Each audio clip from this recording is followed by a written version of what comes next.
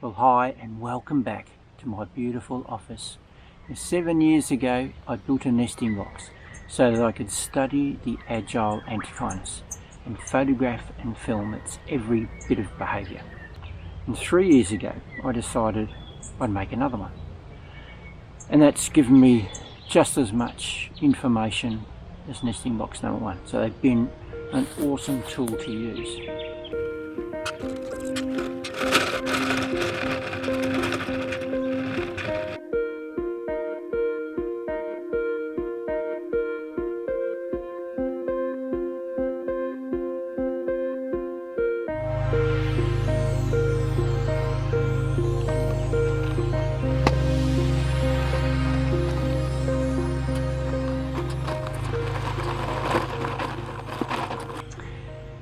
Now last year, Dusky Antechinus started coming in, the Agile's cousin, from March right through until June. It would drop in every now and then, at least twice a week sometimes, just checking up what's going on in that nesting box. Now I thought it was going to take it up, and it did look like it at one stage there in June, that it was bringing some nesting material in. And it changed its mind. Don't know why, but it did. Man, I was almost going to learn something about them, because I really don't know anything about the Dusky. They're very elusive, very shy. Now in August this year, 2021, nesting box number 1 had a visitor, and it kept coming back for the whole week, and that was the Dusky. And it started kicking the Agile out and bringing nesting material in it, and being quite active with that. Twice a day for that first week it was bringing material in. At the same time, nesting box number 2, which is where I'm at the minute, had a Dusky come in it as well. So this is amazing. If one of these nesting boxes fails, I've got a backup. So now I get to study them, I get to find out their secrets. Because as I've already said, I know nothing about these guys. I'm starting from scratch. So with my nesting boxes, I've always had a trail camera in there 24 hours a day, telling me what's going on with the Agile Antechinus when it was bringing up its young, how it built the nest. Then they turned into communal nesting sites. So I got all this massive information. I kept a diary when I'm sitting here watching, but not with the trail cameras. So now with the Dusky, I thought, that was crazy doing all that stuff before. So at the end of every week, I come and swap cards out, take it home, have a look on the computer, and at the same time that I'm watching each clip, I'm putting the date down, the time. So being fairly thorough, but it's very basic. I managed to film the female coming back into the nesting box, and it's just going to be an amazing experience, learning about how she brings her young up, and then how the young react with each other, leave the nest and start having a look inside the nesting box. I'm at nesting box number 2. I've been coming here for 3 afternoons in a row. Now I'm speaking very quietly because she's due to come out again. Now 4 days ago, she left her joeys in the nest, and I started to see how she brings her young up. It's very similar to the Agile. So when they leave their joeys in the nest, they don't go far away in the first week. They go off hunting for very short periods of time, which is what she's been doing. Exactly the same. 15 minutes. And every now and then a 20-minute period. Then going back into the nest, feed the joeys, stay in there for an hour, and then she's coming out again to go hunting. And she's also still bringing some leaves back with her. So she'll just grab one on the way back, take it up into the nest. Yes, I've gotten some nice shots so far, some nice photographs, but they're not fantastic because she's only going up and down. She's not stopping and giving a nice pose. But she's very comfortable with me being here already. Now I've given her a name. I've called her Honey, because she's the only Dusky that's ever licked honey. But generally in the past, Duskies don't stop for anything that I put out. They don't even stop to have a smell of it, they just go straight past.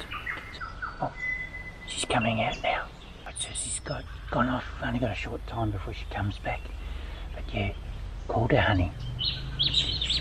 Hopefully we'll go to my stage eventually when she starts to get really used to that honey. She liked it then, she'd had some more licks, but then she's gone off. She hasn't followed the trail down the tree that I've made with my finger, just putting dabs of honey. So down onto a stage, so I've drilled a hole in this branch, so it's a little honey pot for her to go and get some honey, just like I've done with the Agile. So hopefully that will be great when she gets to that stage, because I can get some nice shots of her then in nice poses.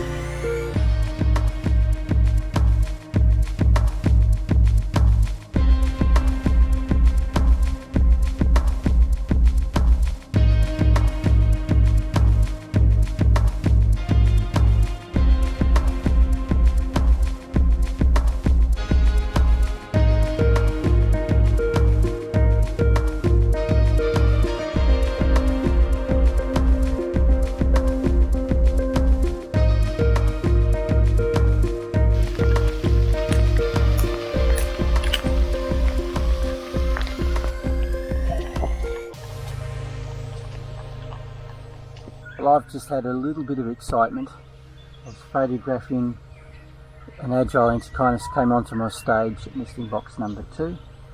So while I'm photographing her, the Dusky female comes out, chases the Agile off quite aggressively, straight at me. So the Agile comes bolting up to me, ran up this shrub here, right up the top, hid up there, and the Dusky was right on their trail. So she stopped there, sniffing, smelling, trying to find out where this Agile had gone to. And she looks up at me, checks me out a little bit, then jumped onto my knee. So it's only a short distance from there to my knee.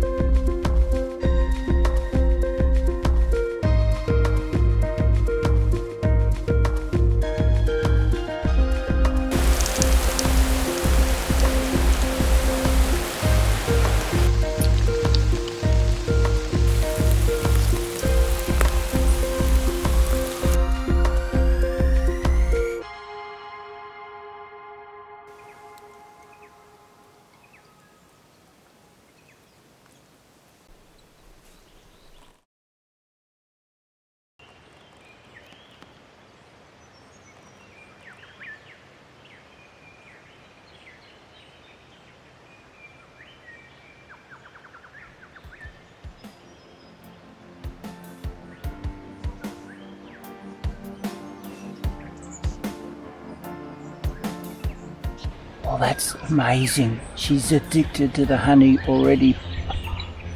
I have gotten some amazing photographs. This is going to be an unbelievable time.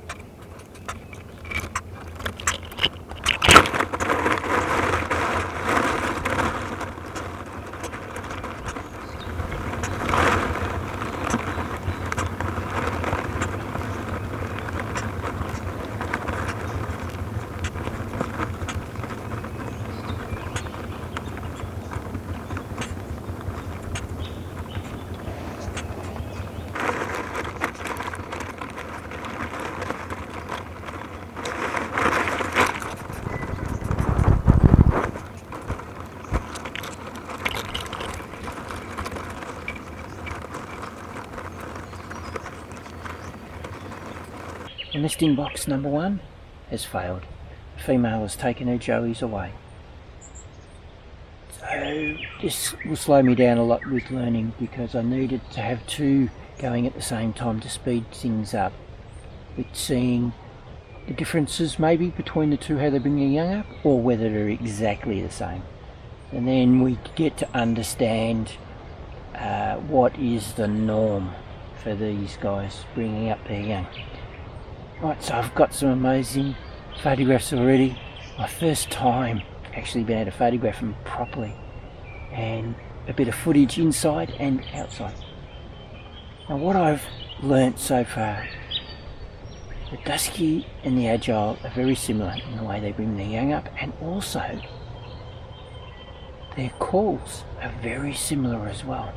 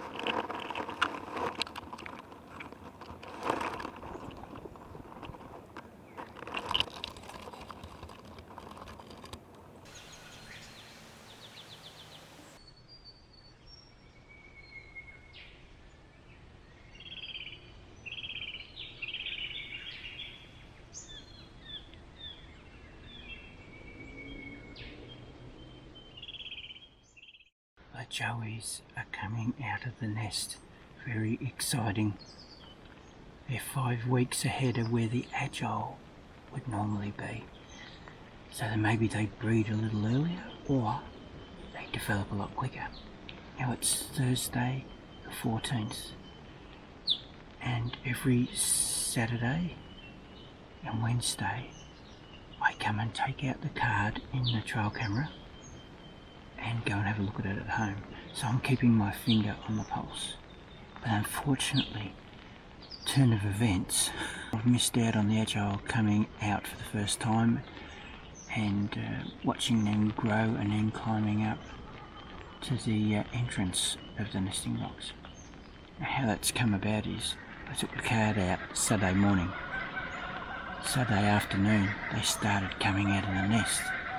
So I've been sitting down there Saturday, Sunday, Monday, Tuesday, watching out for Mum coming back so I could film her and photograph her, unknowing that the joeys were having a ball inside the nest there. So, even though I had my finger on the pulse, I've missed out on a lot. Hopefully I can film these guys. I just have to wait it out. They're asleep at the minute. Just wait it out, see how long my batteries last. One of them's just died. Went to charge it up and it wouldn't charge up. There's something wrong with it. I've only got 2 batteries. That gives me almost 3 hours. But oh man, it's so exciting. I have to stay here every second that I possibly can now.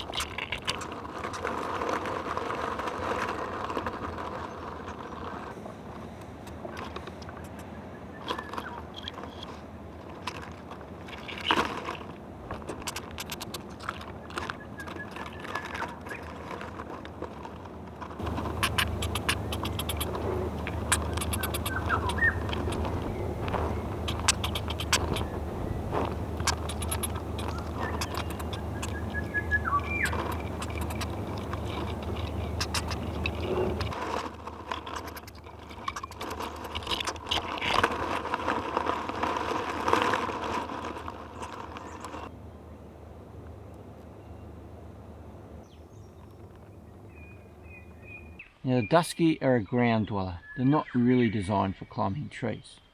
But watching the slow motion video and studying her climbing, I'm noticing that her front claws are very thick and are struggling to get a grip. So they are more designed for digging in the soil than they are for climbing trees. But her back legs are identical to the Agile's. So they have thin claws that are like grappling hooks. And they certainly do get a really good grip on the bark of a tree. And they also can rotate exactly the same as the Agile's, all the way around on the joint. So when they're climbing up a tree, they're forwards. When they're coming back down, they're completely turned the other way, giving them fantastic grip. So it looks like they were a tree climber at one stage, and now they're reverting or changing their bodies to be a ground dweller. So they're in the middle there at the minute. Her tail are very similar to the Agile's, very rigid and used for balance when they're on the move, and they can lean back on it and use it to help them balance while they're cleaning their face and that with their front paws. But the Agile can actually hook the end of the tail a little bit, enough to give it some grip when it's caught its prey and it's up on a branch high up in a tree. It can use that to stabilise itself while it's eating its prey. The Dusky doesn't seem to have that ability. It doesn't seem to be able to have any flex at the end of the tail. Not that I'm seeing at the minute anyway. Now looking at the Joeys and listening to their vocalisation, very similar to the Agile. When the Joeys are in the nest and Mum comes back, the Agile makes this natty barking sound, and the Dusky Joeys do the same sort of call. It's used with the Agile as an aggressive, demanding call to Mum and to their siblings as they're fighting over the teats to get some milk. Now the Dusky are using it the same, but they are also using that outside the nest where the Agile never has. So they're using it all the time, so it's a big part of their communication.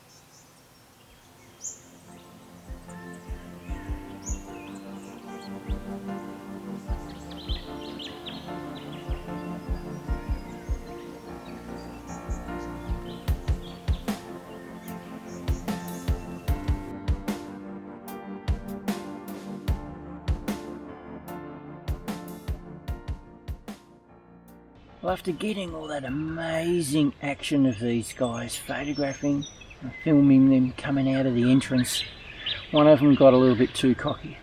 I'm pretty sure it's the male that's been very adventurous right from the start, the first one to come out of the actual nest. Yeah, far too cocky, came right out of the nest and started climbing around the side and then fell. Just didn't have the claws to be able to grip, and panicked and shot off under the undergrowth there. So hopefully, fingers crossed, Mum can find him.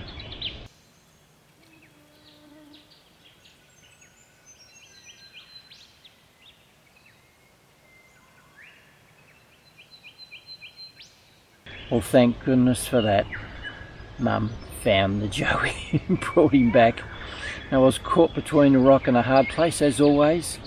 I want to film these things, but I also want to photograph them as well. But I only have the R6 set up, so I thought, let's get it on film. Let's at least get one thing done right. Now, because they're not weaned yet, they shouldn't be doing what they're doing, and I'm quite sure that youngster has learned a big lesson. So we still probably got another week or more before the mum would start weaning them off the milk. So anyway, we've got 5 back in the nest.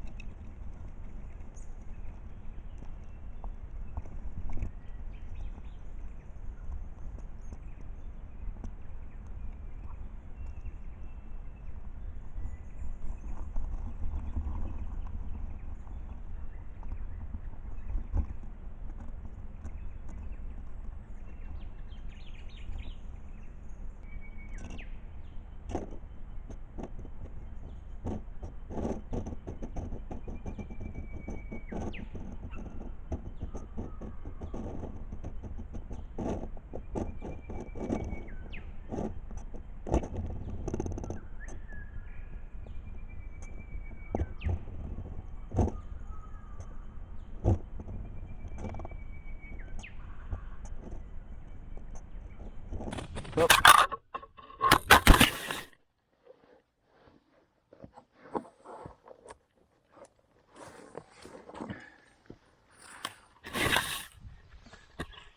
You died. Bloody, you're under an umbrella. As they say in the classics, all good things must come to an end. And it's come to an abrupt halt with the Dusky bringing up its young. Although I've barely scratched the surface, I have learnt a hell of a lot. Now I don't know exactly what's happened to the joeys, but when Mum left, with all those joeys sort of attached to her, and she managed to squeeze most of them off as she came out. We don't know what's happened to them from there on in.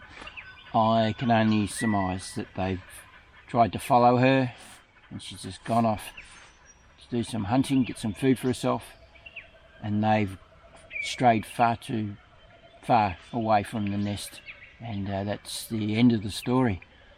Or did she take them somewhere to another location? I don't know.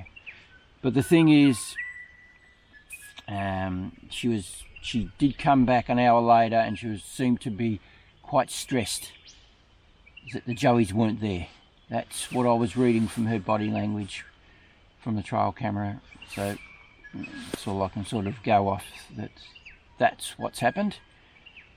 They were still a fair way off being weaned, so they're not going to survive on their own catching food, because they don't understand that just yet. Their brains wouldn't have been geared up for that. But anyway, that story has ended, and it's not unusual. I'm used to this sort of thing, so I'm not crying over spilt milk. It's always fingers crossed and hope things go right through to the end, but they seldomly do for one reason or another. And that's why when you're studying an animal, you have to be there every second that you possibly can, so that you can get these things. If you're feeling a bit sick or tired, you've got to kick yourself in the arse, and you have to be out there. You're just going to miss out on these amazing things. And I managed to do that for the most part, that is for sure. On that last day I did leave a little earlier than I normally do, so I could have seen the event unfold. But besides that, I got some amazing stuff. Photographs, finally, of mum, joeys. It's been amazing. Some beautiful footage as well. I have a story to tell. Maybe, yeah, it definitely will have to be rewritten into my documentary. That is for sure. Right, so when we're talking about the similarities between the joeys, the agile and the dusky, there was a lot there at the start, but that soon faded away. These guys are nothing like the agile. For starters, when mum comes back to feed them, normally the agile joeys seem to have a sixth sense that mum's coming back within about a half-hour period. They go into the nest and they wait. Mum feeds them, they fall asleep, and they'll stay asleep for an hour and a half at the very least. With the dusky though, totally different story. They're coming out of the nest when they hear mum coming up the tree. They hear her scratching of her claws coming up, and they're onto her. They're trying to get the milk before she even gets in the nest, so they're very boisterous, very active. Once they've had a good feed for about 10 minutes, there was a male and a female would come out and explore again, and then go back in, have another feed, and they would just continue doing this. They're very active. And she would leave them all fall asleep. She would shoot out a nest and go off hunting for about half an hour. But within a few minutes, they're out playing, at least 2 to 3 of them anyway. Mostly that male and that female. Now there was 5 in the nest, but I didn't get to see the 5th one. Only occasionally, especially on that last day of filming them. And they all come out to greet mum. So I don't know what the sex was, whether it was a male or female, but the others I managed to 100% confirm them, because there was 4 coming out a lot, and as they climb up and then climb back down, I can see what sex they are. So it was 3 males and 1 female, and I'm very grateful that I was able to have this amazing experience. Beautiful photographs, amazing bits of footage. Alright, so we'll fingers crossed for next year that we can complete the rest of the story. You know, this just happens a lot. There is no doubting that, you know, that you just have to be patient. Keep persevering year after year, and eventually you will get the full story. So that is it for this documentary. I've had an amazing time, but it's taken me away from something that I should be paying more attention to, and that is that big documentary on this reserve. Right, so hope you enjoyed this video as much as I've had bringing it to you and watching everything unfold in front of me. It's been amazing. Alright, if you would like to subscribe to my channel if you're a newbie, unfortunately my battery just died, so we've changed it and we're ready to go again to finish up this video. So yes, if you'd like to subscribe to my channel, click on my pretty little face just down there in the bottom right hand corner of the screen, hit the little bell, you'll get notification whenever I do anything else crazy like this. You're going to stay there, Umbrella? Yes you are. Now if you'd like to go and have a look at all the mad and crazy things I've done in the past, click on my icon right here at the end of this video. It'll take you to my channel. Over 200 videos to choose from there. I've come back and had a real good look at a lot of them, and there's some good stuff there. Go and have a browse. I'm sure you won't be disappointed. I talk about photographing and filming wildlife in my reserve and out in the great outdoors are other places. So I give you some tips there. When I go on adventures, I take you with me. So yeah, go and have a browse. There'll be something there of interest to you, I am sure.